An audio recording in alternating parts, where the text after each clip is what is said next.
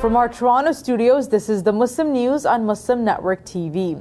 Assalamu alaikum, I'm Aishah Ashraf. In our show today, Trump denies Palestinian expulsion while his economic approval hits new low. Details of our top story are coming up later, so stay tuned. The FBI has taken over the investigation into the beating of a Muslim student in hijab at Audrey Kell High School in Charlotte, North Carolina last Friday. While the Charlotte-Mecklenburg Police Department initially took the report, the department said the FBI holds the authority to determine if the incident qualifies as a hate crime. A male football player brutally attacked the 15-year-old Muslim student in hijab who suffered multiple broken facial bones and now requires surgery. The girl's family is calling for a hate crime investigation. The student was reportedly punched repeatedly by the football player after days of anti-Muslim bullying. Jibril Huff of the Islamic Center of Charlotte said the young man seemed to have plenty of hate. The alleged attacker became angry after the female student refused to respond to his taunts about her hijab. Witnesses say he used racial slurs and told her to go back to her country. The victim's family accuses Charlotte-Mecklenburg schools of negligence, saying the school failed to call an ambulance and discouraged them from speaking to the media. The attacker was suspended for 10 days. Surprisingly, the victim was also suspended. Following the incident, Principal Jamie Brooks said such behavior disrupts learning and violates the school's code of student conduct. The incident follows a history of racism at the school, including racial slurs and threats. In 2021, offensive graffiti was discovered in a school bathroom, leading to disciplinary measures. Additionally, in 2020, the school's Spirit Rock, which was painted with Black Lives Matter messages, was vandalized. In 2019, a basketball player was suspended for using a racial slur against an opponent. The latest fight comes less than 2 weeks after a threat was written on the bathroom walls at the school. And less than a month ago, the school apologized for how the district has handled communications to families whenever threats are made against schools. President Donald Trump sparked controversy by attacking Senate Majority Leader Chuck Schumer, saying he was not Jewish anymore and labeling him a Palestinian. National Executive Director of the Council on American Islamic Relations, Nihad Awad, called Trump's use of Palestinian as a racial slur offensive. He said it was beneath the dignity of the president's office. Trump has previously made similar remarks about Schumer, even accusing him of being a proud member of Hamas. He has also repeatedly questioned why Jewish Americans support the Democratic Party, despite rising concerns about anti-Semitism within his own political circle. Schumer has yet to respond to the latest comments. Senate Democrats have refused to support the House-passed government funding bill, raising the risk of a shutdown before Friday night's deadline. Minority Leader Chuck Schumer insists on a short-term extension until April 11th, calling it a clean measure to keep the government running. He says Republicans drafted their bill without Democratic input, making it impossible to pass the Senate. The House narrowly passed the GOP bill 217 to 213. It proposes a $6 billion defense spending boost, $13 billion in domestic cuts, and more funding for deportations. Schumer says Democrats are united against the plan and urge Republicans to join them in passing a temporary extension. With the 53 to 47 Senate split, at least 7 Democrats need to back the GOP bill to reach 60 votes. Time is running out, and without the deal, the government could shut down at midnight Friday. Senator Bernie Sanders has strongly condemned the detention of Palestinian student activist Mahmood Khalil, calling it illegal. Sanders took to X saying, "No, Mr. President, you cannot illegally arrest and detain legal U.S. residents because of their political views." He warned that jailing protesters is a step towards authoritarianism. Khalil, a green card holder and Columbia University graduate, was arrested at his home in Upper Manhattan last Saturday. He was a key organizer of a Free Palestine encampment at the school last April. A U.S. judge has extended the ban on his deportation. Human rights groups are also speaking out. Amnesty International insists that everyone has the right to free speech and peaceful assembly, regardless of immigration status. Justice for All, a U.S.-based human rights and advocacy group, is demanding Khalil's immediate release. During his campaign last year, reports say President Donald Trump, in private discussions, had vowed to expel pro-Palestinian foreign student protesters if re-elected. Khalil's case is now at the center of a heated debate on free speech and political repression in the U.S. Number 5, Trump's. Most Americans disapprove of President Donald Trump's handling of the economy, according to a new CNN poll. The survey conducted earlier this month shows 56% of respondents are dissatisfied with his economic policies. This is his lowest approval rating on the issue. Economic concerns top the list for 42% of Americans, ahead of democracy and immigration. Trump's overall approval rating stands at 45%, with 54% disapproving of him. The poll also highlights public concerns over Trump's broader agenda. A majority of 55% believe his administration's changes to the government serve political interests rather than efficiency. Meanwhile, 43% approve of his healthcare policy, 42% support his foreign affairs approach, and 39% back his tariffs. Billionaire Elon Musk, who plays a key role in Trump's administration, also faces scrutiny. CNN's poll shows that 53% of Americans view him unfavorably, while only 35% see him in a positive light. Trump's push for budget cuts and workforce reductions continues to raise concerns over government services and economic stability. President Donald Trump has denied any plans to expel Palestinians from Gaza, despite Israel's far-right government pushing for forced displacements. Speaking at the White House, Trump said, "Nobody is expelling any Palestinians," contradicting Israeli Finance Minister Bezalel Smotrich's recent announcement. Smotrich says Israel would set up an immigration authority to oversee Palestinian removals and alleged U.S. support for the move. He claimed U.S. officials told him they would not allow 2 million Nazis to live just beyond the fence, referring to Palestinians in Gaza. Smotrich's remarks have sparked global condemnation. The controversy follows Trump's earlier proposal to take control of Gaza and forcibly transfer its Palestinian residents elsewhere. The plan was widely criticized as ethnic cleansing. Forcible transfer is a crime against humanity in international law and punishable by the International Criminal Court. Reports suggest Tel Aviv is working with Washington to find countries willing to accept displaced Palestinians. However, Trump's latest remarks attempt to distance his administration from Smotrich's plan. The Council on American Islamic Relations is challenging Arkansas prison rules on meals during Ramadan. Stay tuned for details coming up next.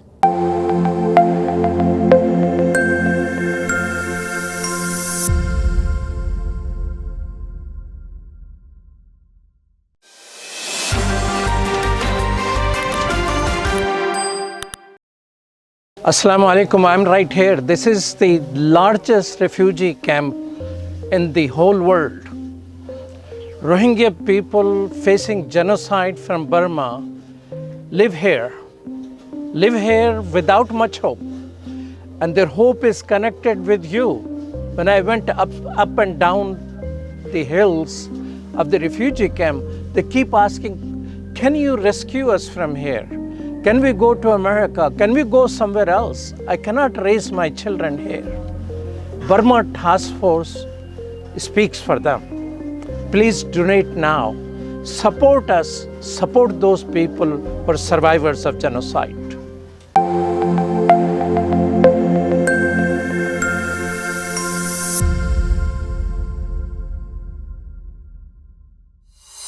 The Council on American Islamic Relations is challenging Arkansas prison rules on meals during Ramadan. They claim the policy violates federal religious laws. The Muslims fast from dawn to sunset during Ramadan, which this year began on March 1st and will conclude at the end of this month. In the past, Arkansas prisons provided extra food for the after-sunset meal called iftar. But in recent years, they stopped giving only regular dinner portions. CAIR says this leaves incarcerated Muslims with only 2/3 of the recommended daily food intake. They argue this is a substantial burden on religious beliefs under the Religious Land Use and Institutionalized Persons Act. The district court ruled the policy was not a burden unless fasting caused severe hunger or a medical condition. CAIR disagrees and has filed an appeal. CAIR lawyer Justin Sadowski says requiring proof of torture to claim religious rights is legally wrong. The U.S. has removed all remaining migrants from Guantanamo Bay. The U.S. has removed all remaining migrants from Guantanamo Bay. The last 40 detainees were flown to Louisiana on Tuesday. Among them, 23 were labeled high-threat illegal aliens, including members of the Venezuelan gang Tren de Aragua. They faced charges like murder, assault, and drug trafficking. The migrants had been held at the naval base in Cuba since February. The Trump administration used the facility for detaining deportees, calling it a place for the worst of the worst. U.S. Homeland Security and immigration officials have not commented on the detainees' identities. Some were deported last month, including 177 sent to Honduras before being repatriated to Venezuela. Legal challenges are ongoing. Lawsuits argue the detentions violate U.S. law and deny access to lawyers and families. The American Civil Liberties Union is challenging the transfers. Homeland Security defends the policy, calling legal challenges baseless. Kuwait has freed a group of American prisoners, including veterans and military contractors, who were jailed for years on drug-related charges. The move is seen as a goodwill gesture between the two allies. The release follows a visit by Adam Bowler, the Trump administration's top hostage envoy. The U.S. has been pushing to bring home citizens jailed overseas. 6 of the freed Americans flew from Kuwait to New York, accompanied by Jonathan Franks, a consultant who works on detainee cases. Franks thanked the Kuwaiti government and said more Americans are expected to be released soon. The State Department has not commented, and the names of those freed have not been made public. Kuwait, a key U.S. ally, has long detained American military contractors on drug charges. Families of detainees have claimed abuse and unfair trials. The Trump administration recently secured other high-profile prisoner releases, including American teacher Mark Fogel from Russia and another detainee from Belarus. Advocates hope for a more flexible approach to bringing home jailed Americans. Franks called the release a major step, saying it shows what can be achieved when the U.S. prioritizes its citizens. Amid the devastation from Israeli strikes, Palestinian families in Gaza break their fast among the ruins, observing Ramadan. Footage shows one such family in Sheikh Ajlin neighborhood, southwest of Gaza City, as they gather for an iftar meal by the remnants of their destroyed home. Despite the challenges, they make every effort to embrace the spirit of Ramadan. Israel cut off the electricity supply to Gaza on Sunday in the latest move to tighten a stifling blockade on the region. It followed another Israeli decision to stop humanitarian aid from entering Gaza. This has prompted warnings from local and human rights groups of growing widespread hunger affecting the Palestinian population. More than 60,000 Palestinians have been killed, mostly women and children, in Israel's genocide in Gaza since October 2023. The onslaught was paused under a truce agreement and prisoner swap deal, which took hold in January. The Israeli army claims 22 fighter jets bombed southern Syria, dropping more than 60 shells. In a statement, the army said targets included radars and reconnaissance equipment used for creating an aerial intelligence picture. The operational headquarters and military sites containing weapons and equipment belonging to the former Syrian regime of Bashar al-Assad in southern Syria also were targeted. Israel's Channel 12, meanwhile, reported the attack was the largest operation carried out by the Israeli army in Syria since the fall of Assad, who fled to Russia in December. After the regime's ouster, Israel expanded its occupation of the Syrian Golan Heights by seizing the demilitarized buffer zone. Israel also launched hundreds of airstrikes targeting military sites and assets across Syria, including fighter jets, missile systems, and air defense installations, according to reports. Scientists have discovered 866 new marine species, including a guitar-shaped shark, a fan-like coral, and a venomous deep-sea snail with harpoon-like teeth. These findings come from 10 ocean expeditions using divers, submarines, and remote-controlled vehicles. The Ocean Census, a global initiative, aims to classify 100,000 species in the next decade, pushing for faster scientific methods to keep up with marine conservation needs. The census confirmed the species as new to science. The discoveries range from shallow waters to depths of 3.1 miles. Another major discovery is a guitar shark found near Mozambique and Tanzania. Scientists also found a limpet, a sea star, and a venomous gastropod in Arctic waters. These species live in extreme environments, from freezing waters to areas near hydrothermal vents reaching 572 degrees Fahrenheit. Some, like the deep-sea snail, may hold medical benefits. New technologies like genetic sequencing are helping speed up identification. Michelle Taylor, a coral expert from the University of Essex, says only 10% of marine species have been identified.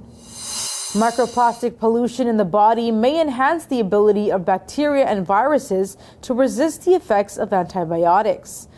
According to a new study published in the journal Applied and Environmental Microbiology, approximately 4.95 million deaths each year are linked to infectious resistance to antibiotics. Bacteria become resistant for various reasons, including misuse of medications, but the environment where microbes grow plays a big role. Neela Gross, lead author of the study, said the plastics provide a surface that the bacteria attach to and colonize. Researchers found plastics do more than just give bacteria a surface to cling to. They actually help bacteria become resistant to treatments.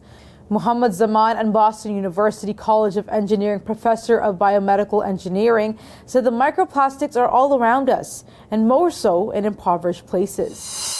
A Yale Law School scholar has been placed on leave after an AI-powered news report linked her to a sanctioned group.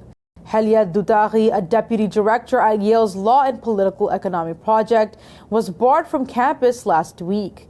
Yale cited allegations of ties to Samidun, a Free Palestine group the U.S. government says funds terrorism. The move came 3 days after an AI-driven news site accused Dutari of connections to the group. The U.S. Treasury has labeled Samidun a sham charity tied to the Popular Front for the Liberation of Palestine, a designated terrorist organization. Dutari denies the claims. Her lawyer says she is not a Samidun member. She calls herself a proud supporter of Palestinian rights and insists she hasn't violated U.S. law.